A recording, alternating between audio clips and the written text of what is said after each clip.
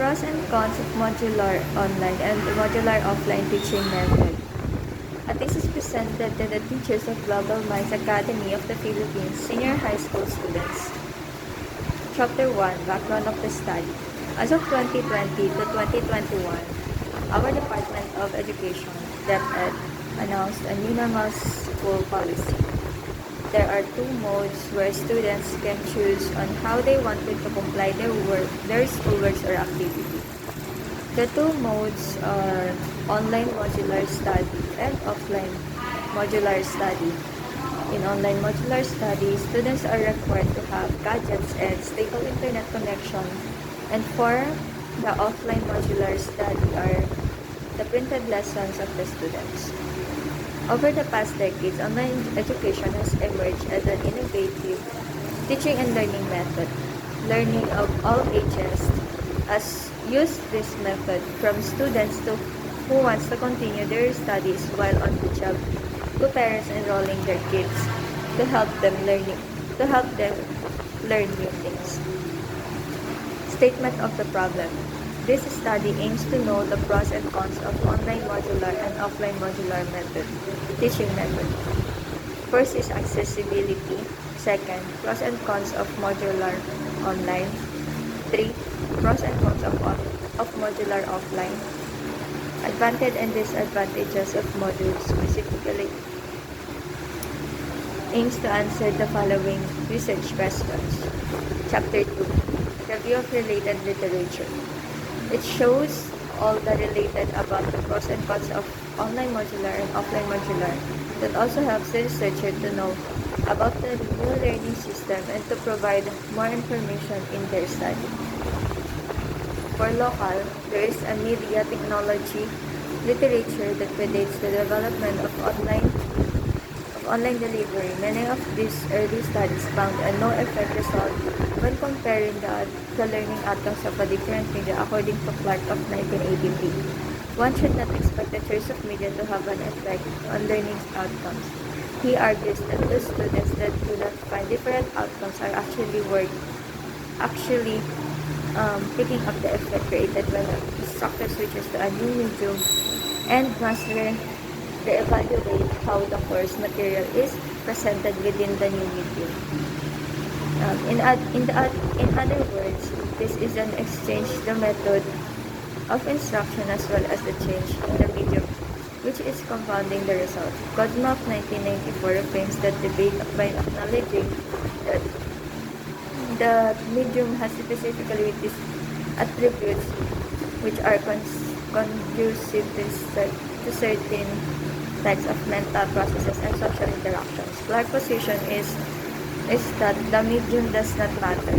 Other things being equal, the Kozma position is it is not useful to hold other things equals the Kozma framework is more relevant to the current debate since it is commonly recognized that online delivery changes the nature of the relationships between the student and fellow students and between the students and the instructor.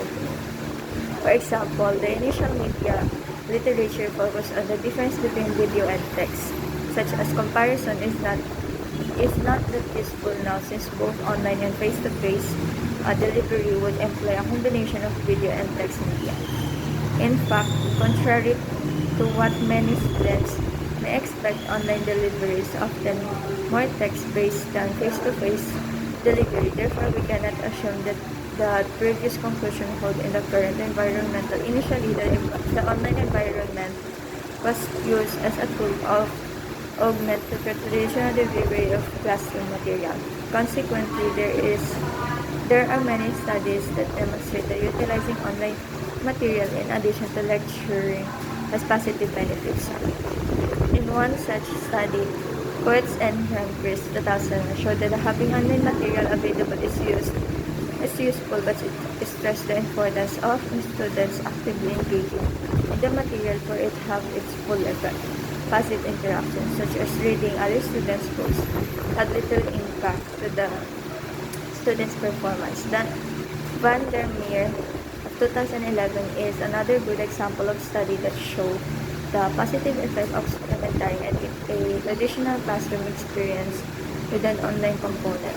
while there is a fairly strong consensus that additional resources will generally improve outcomes means 2011. Such results are neither surprising although diminishing marginal return all to peak at that same point.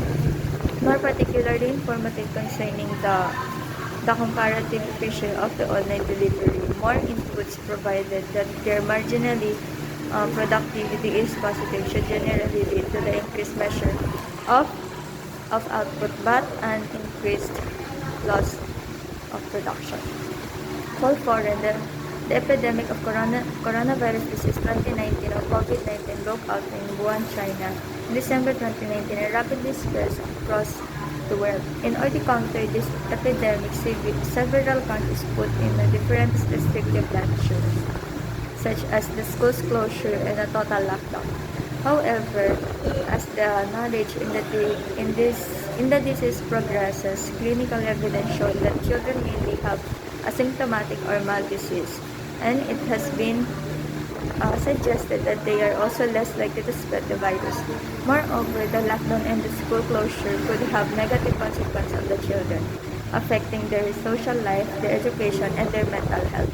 As many countries have already entered or are planning a phase of gradual lifting of the containment measures of social distancing, it seems possible that the reopening of nursery schools and primary schools could be considered as policy to be implemented at an early stage of recovery efforts, putting in place measures to do it safely, such as the maintenance of social distance, the reorganization of class into smaller groups, the provision of adequate sanitation of spaces, furniture, and toys, the application of cases in the school environment and their tracing. Therefore, policymakers have the task of balancing pros and cons of the school reopening strategy, taking into account psychological, educational, and social consequences for the children and their families.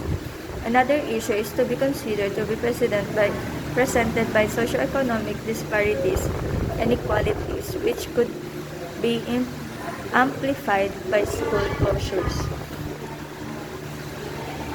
Chapter 3.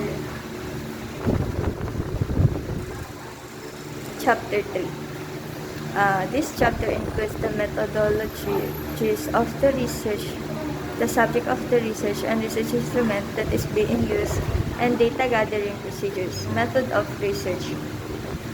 In this study entitled Pros and Cons of Modular online and modular offline teaching method, use a quantitative method to find out the issues of different students in their new learning system. Data gathering. The researchers construct a questionnaire including the name, age, and gender. The researchers gather information about pros and cons of modular online and modular offline teaching method. 3. The researchers interview random students. 4. The researchers interpret the collected information and make a report. Subject of the study. The researchers conducted a questionnaire using document survey to the respondents, which the random students description of the research design.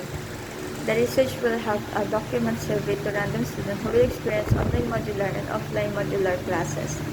Research procedure. The researcher is the one who makes the document survey and distributed to the random student. In general, the answer of the respondents evaluated in order to determine the issue for the new learning system. Statistical treatment applied.